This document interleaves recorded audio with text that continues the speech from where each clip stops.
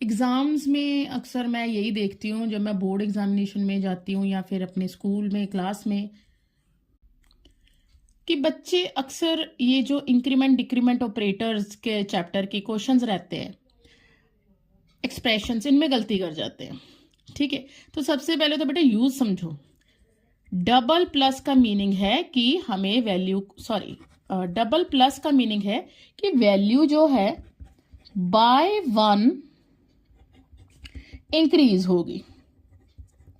Double minus का भी bye 1 decrease होगी। ठीक, अब आगे भी दो टाइप से बेटा, एक होता है पोस्ट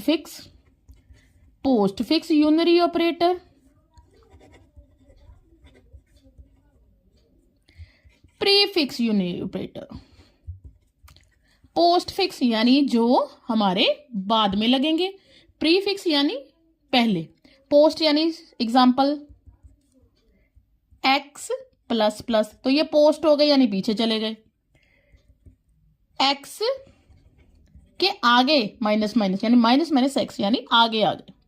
वैल्यू दोनों केसेस में इंक्रीज या डिक्रीज ही होगी।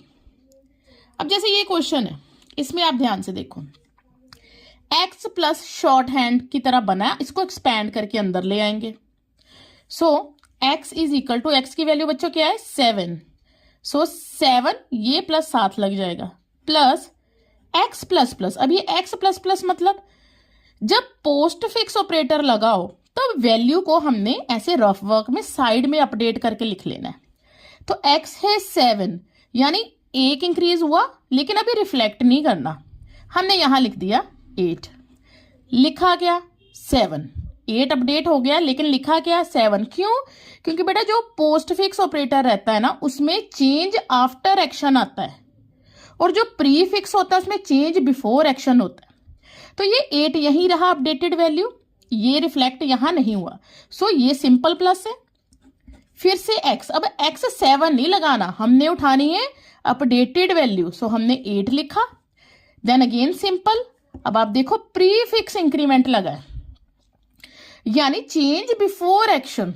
तो इसका मतलब ये है कि y हमारा 5 था, 5 से डायरेक्टली क्या हो गया 6। तो उसी तरह फिर हमारा आंसर 7 + 7 14, 8 + 6 भी कितना हमारा हुआ 14। So 14 + 14 is equal to 28। I hope आपको ये समझ आए होंगे कि कैसे increment decrement postfix prefix operator work करते। एक्सप्रेशन आपको एग्जाम में आए, आप सॉल्व कर सकते। Keep commenting your doubts. Thank you.